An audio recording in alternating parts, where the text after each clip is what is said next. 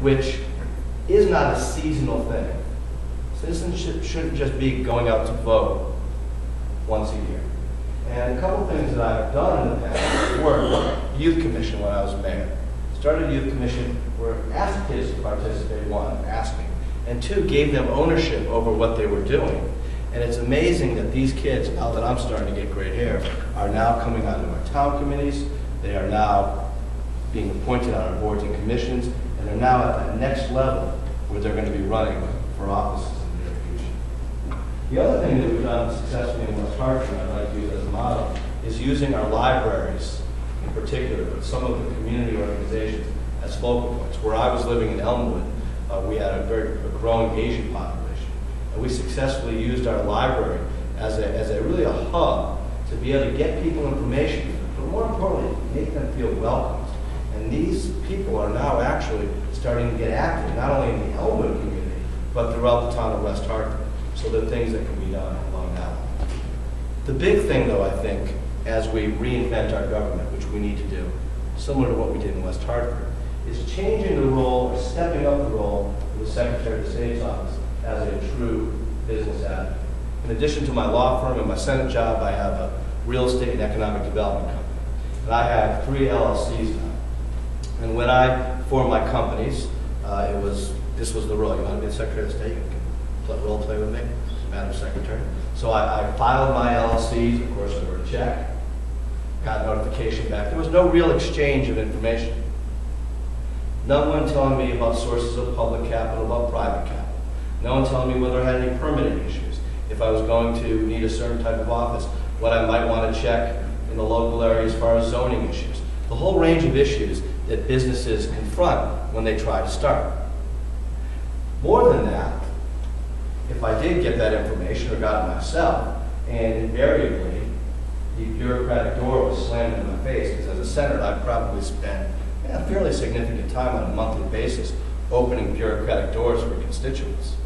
The Secretary of the State's office, using that bully pulpit, that constitutional office, I think, could help open those doors.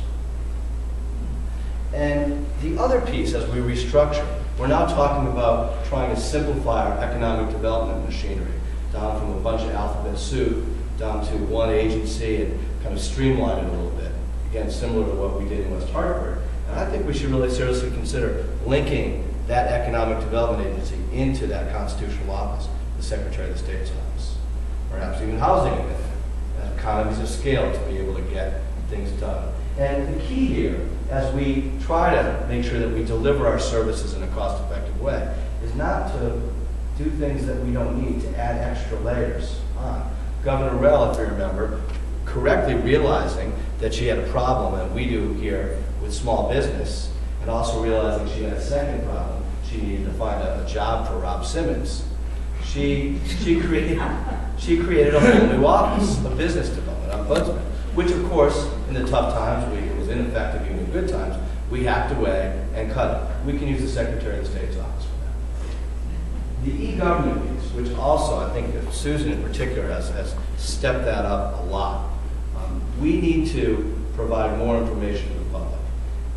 The Secretary of the State's office, you can see it in the Blue Book, I'm telling you about the commercial recording, has a lot of information, and we should collect actually more information about who's going into business, where they're going to business, what types of businesses they are.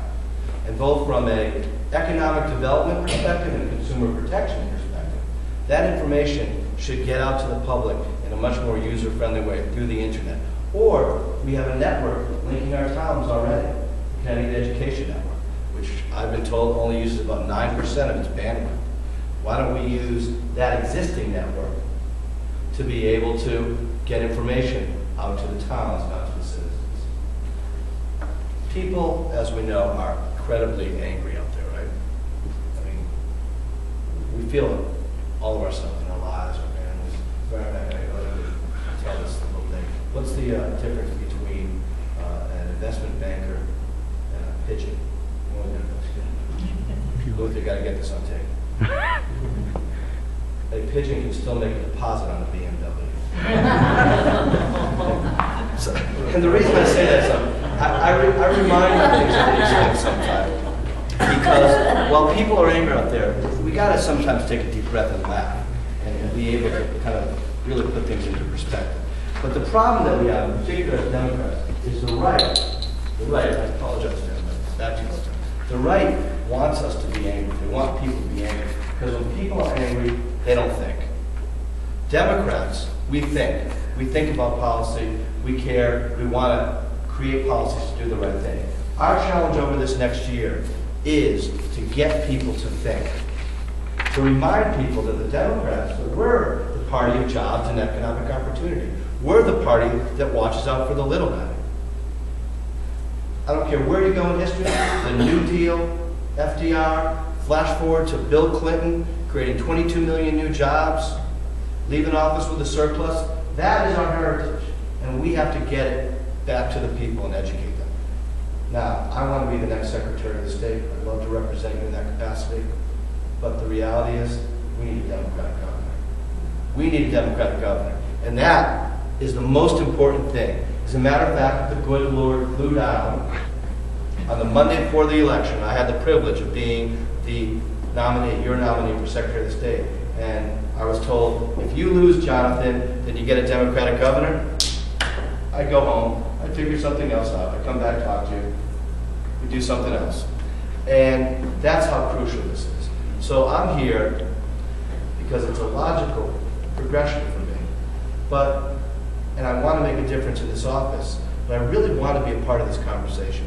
I really want to be a part of the team that can elect a Democratic governor and that can also keep our constitutional offices and our majorities in the House and Senate. So I appreciate your time.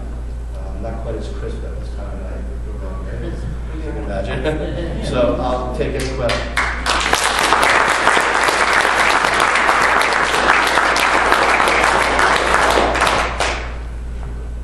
Yes, sir. Okay. So, yeah, the Secretary of State's website has election results on it. And those are kind of, they have a few errors in there because it's kind of accumulated by an error-prone three-step transcription and addition manual process. So I wonder, when you're Secretary of State, if you might do what some other states do, put, detailed district-by-district results up there in a downloadable fashion. Actually, of course I would try to do that. You point to one of my frustrations after running for election, and you go on the next day to try to figure out actually what the numbers are, and you can't get them. Yeah. Yes, obviously everything would be prioritized, and whether that would be in a time of limited resources where you went and spent your money first, there might be some other things that you do. One of the things I can tell you though is just in general about, I think, any office that you're a public servant, but we find this at the legislature a lot. We love to make policies, and we look at policies based on words on a page or budgets based on kind of numbers isolated on a page. And sometimes we don't take the opportunity, oftentimes, to go down and actually find out how those words play out on the street.